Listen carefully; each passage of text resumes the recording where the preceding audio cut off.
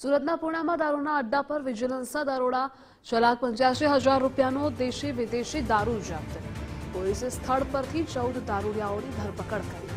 સુધાકર સિરસાટ નામના આરોપીની પણ પોલીસે ધરપકડ કરી. હજુ પણ 12 આરોપીઓ ફરાર અને વોન્ટેડ જાહેર કર્યા. દારૂ જથ્થો પૂરો પાડનાર મુકેશ મારવાડી વોન્ટેડ.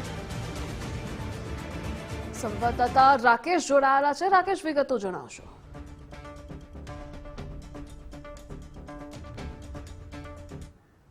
ગાંધીને ગુજરાતમાં એમ તો દારૂબંધી છે, પરંતુ આ દારૂબંધી માત્ર કાગળ સીમિત રહી ગઈ હોય તેની પરિસ્થિતિ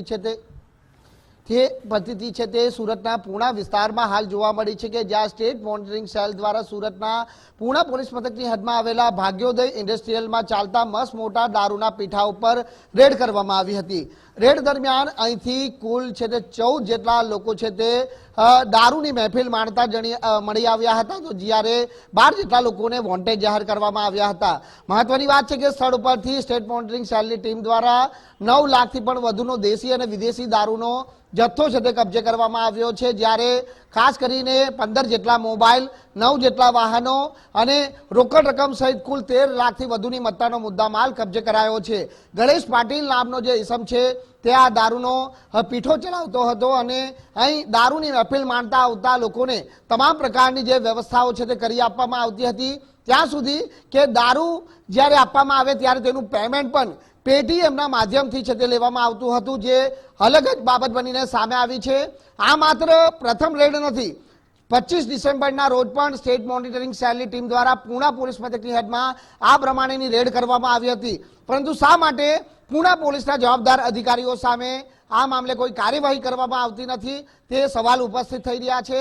કારણ કે સ્થાનિક વિસ્તાર પોલીસ સ્ટેશન વિસ્તારમાં આ પ્રમાણે મોટી જે હાટડી ચાલતી હોય અને સ્થાનિક પોલીસને આ બાબતની જાણ ન હોય તે વાત ગળે ઉતરે તેમ નથી. પરંતુ બે વખત જ્યારે સ્ટેટ મોનિટરિંગ સેલની ટીમ દ્વારા દરોડા પાડી લાખોની કિંમતનો દારૂ ઝડપી પાડવામાં આવ્યો હોય ત્યારે કાર્યવાહી કરવામાં શા માટે સ્ટેટ મોનિટરિંગ સેલ અથવા તો જે પોલીસના ઉચ્ચ અધિકારીઓ છે તે હાલ મૌન સેવી બેઠા છે તે સવાલો અહીં ઉપસ્થિત થઈ રહ્યા છે.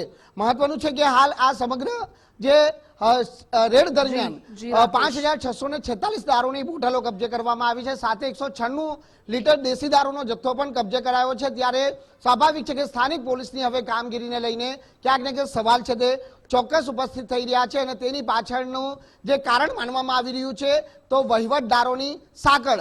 કારણ કે આ સમગ્ર જો વેપલો ચાલતો હોય તો તેની પાછળ વહીવટદાર નામનું શબ્દ જે કોઈ ઓફિશિયલ શબ્દ નથી, પરંતુ પડદા પાછળ રહેલું એક નામ છે કે જે સમગ્ર વહીવટ તેના દ્વારા કરવામાં આવે છે. જોવાનું એ રહે છે કે આ સમગ્ર કેસ જે સ્ટેટ મોનિટરિંગ સેલની કાર્યવાહી દરમિયાન હવે જવાબદાર અધિકારીઓ સામે કોઈ પગલાં ભરવામાં આવે છે કે કેમ. જી રાકેશ, જોડાવા બદલ આભાર આપનો.